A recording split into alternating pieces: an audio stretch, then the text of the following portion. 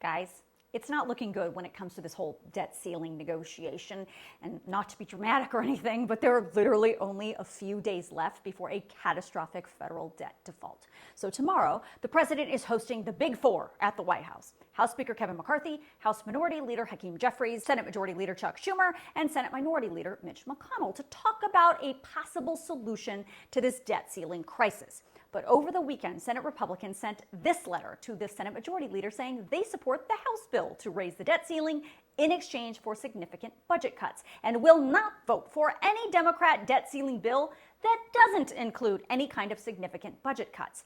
This letter was signed by 43 Republican senators, including Mitch McConnell, which is significant because up until now, he's been very quiet. Now, I'm going to explain why that 43 number matters in just a second, but here's the thing. Senate Democrats say the House bill that was only passed with Republican votes is dead on arrival in the Senate. They will not vote for that bill. They say they will negotiate budget cuts with Republicans during the budget process, but the debt ceiling should be raised without conditions as it normally is. And at this point, neither side is backing down. So let me explain some quick Senate math. We all know in the Senate you need 60 votes to overcome the filibuster and get a bill to the floor for a vote. That means all 51 Democrats have to say yes, plus 9 Republicans have to say yes. Well, as I just told you in that letter, 43 Republicans said no already in that letter. There are only 49 Republicans in the Senate. That leaves 6 possible yes votes on the Republican side.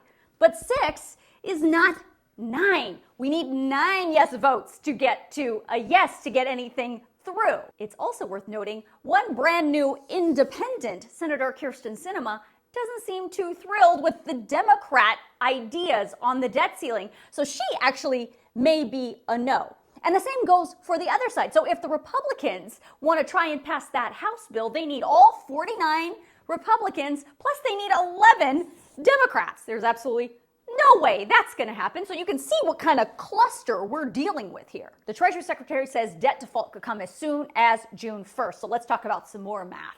The House is only in session for 12 more days in May, and the Senate is only in session for 10 more days in May. And President Biden is going to Japan for the crucial G7 meeting this month, so that leaves only 6 or 7 working days where the House, the Senate, and the President are all in Washington, D.C. to get something done.